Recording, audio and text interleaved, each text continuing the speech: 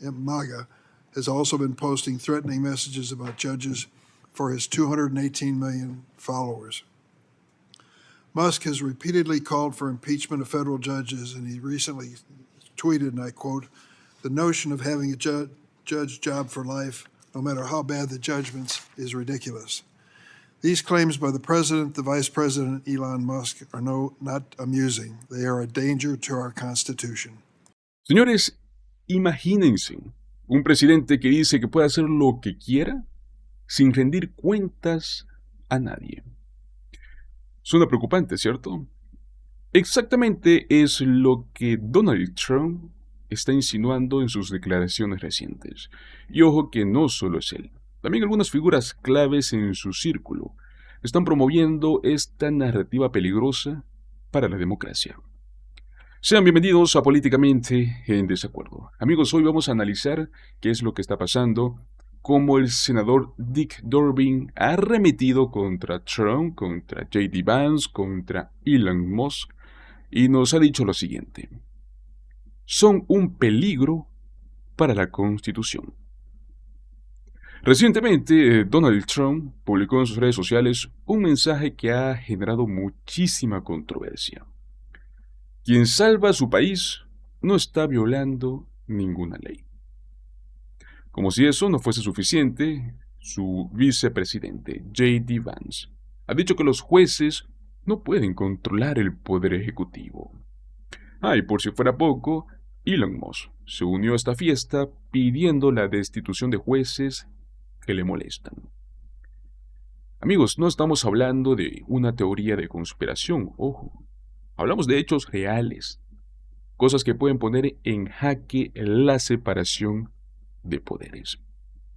Quiero que me acompañen a ver cómo el senador Dick Durbin nos ha demostrado lo peligroso que puede ser este círculo de multimillonarios contra la Constitución de los Estados Unidos. Veamos este clip. Thank you, Senator. Thank you, Chairman Grassley. I'm going to make an opening statement on a different topic and then speak to the pending legislation. On Monday, President Trump posted a social media quote. He said, "He who saves his country does not violate any law."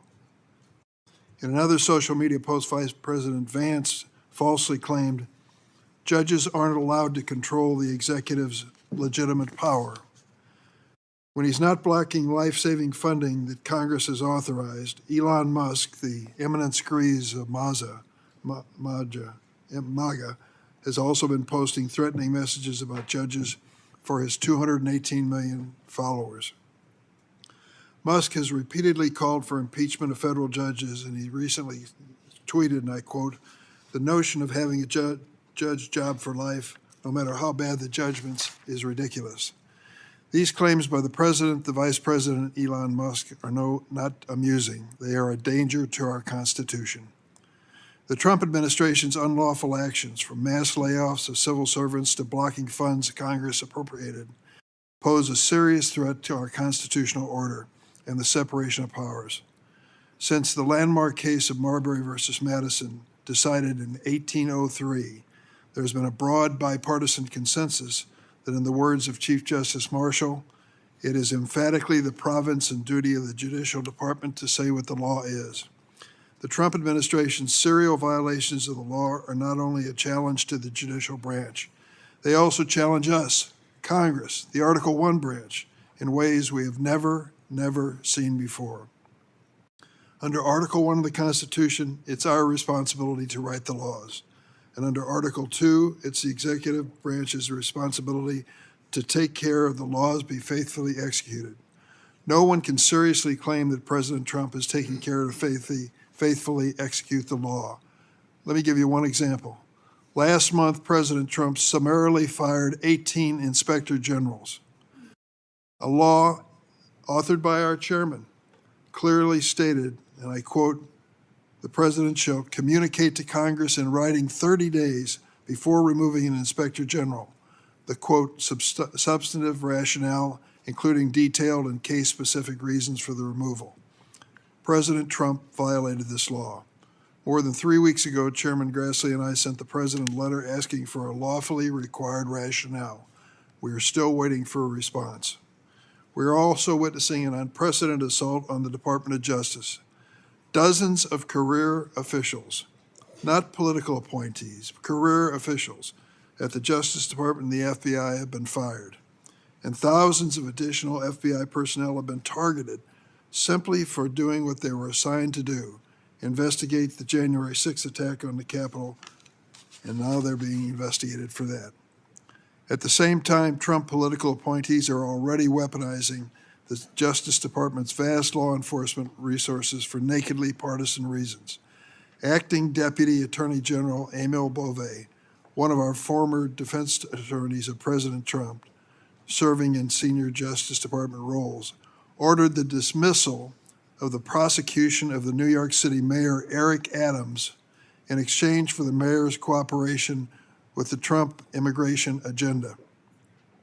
In response, several attorneys resigned, including the acting U.S. attorney, a staunch Federalist Society conservative who has clerked for Justice Scalia, appointed by President Trump, stood her ground and refused to agree.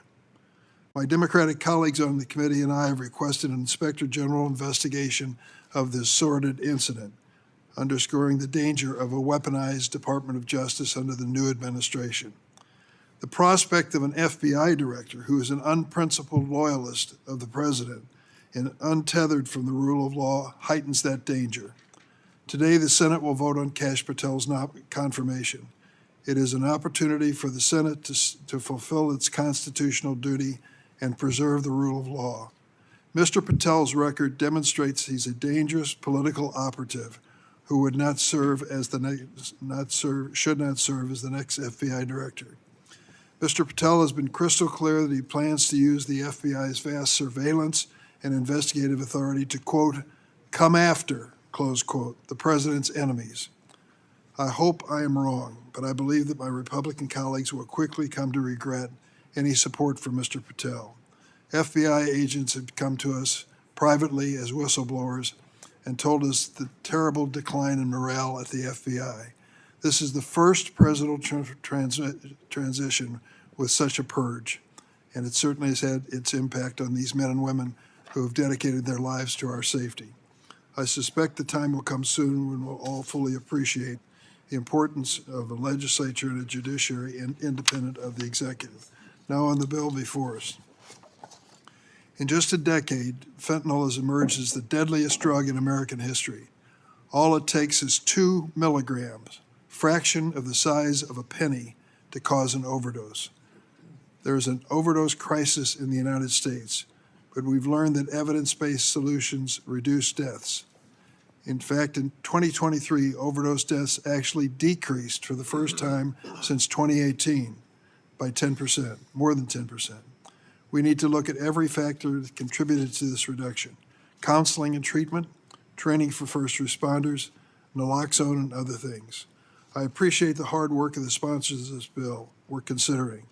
We all agree that the Halt Fentanyl Act will not by itself keep our communities safe.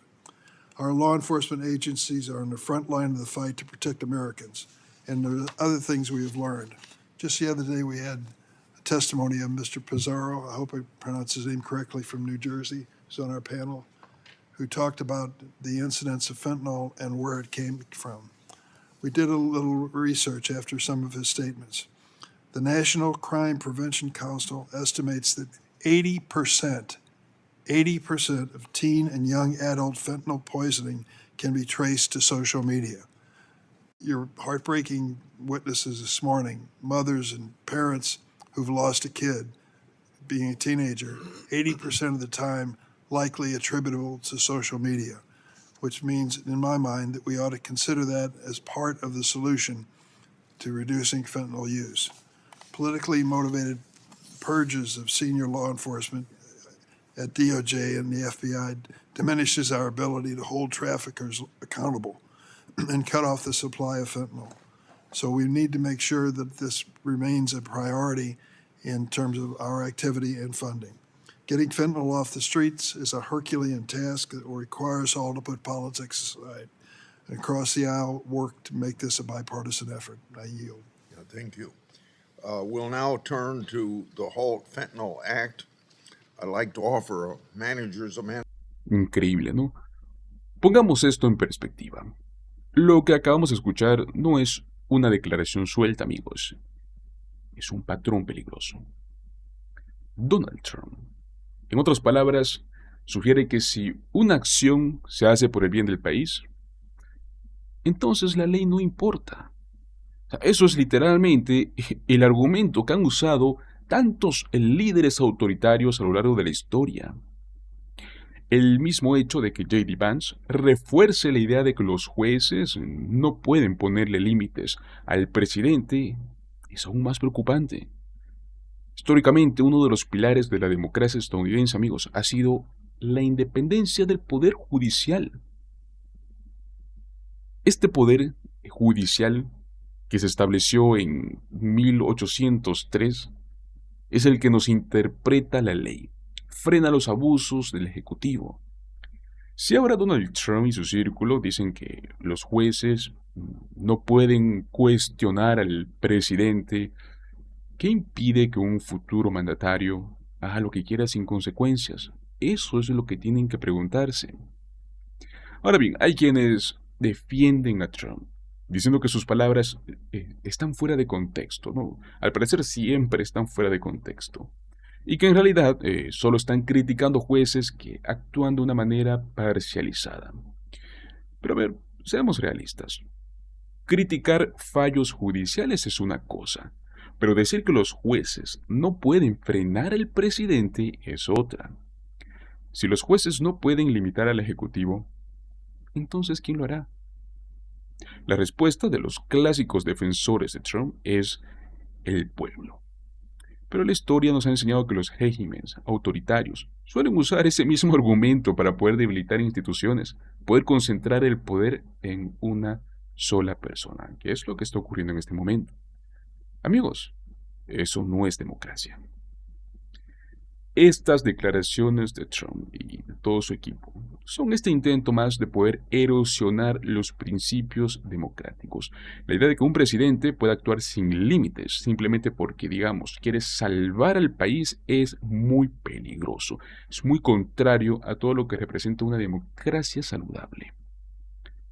Quiero saber qué es lo que piensan ustedes, qué opinan. ¿Creen que Donald Trump está poniendo en peligro realmente la separación de poderes? ¿Ustedes consideran que sus críticas a los jueces están realmente justificadas? Los invito a que me dejen sus opiniones en los comentarios. Amigos, hemos llegado hasta el final de este video. Recuerden que si me quieren apoyar, regálenme un like, comparte este video con tus amigos, suscríbete a nuestro canal Políticamente en Desacuerdo. Nos vemos en el próximo video. Hasta luego.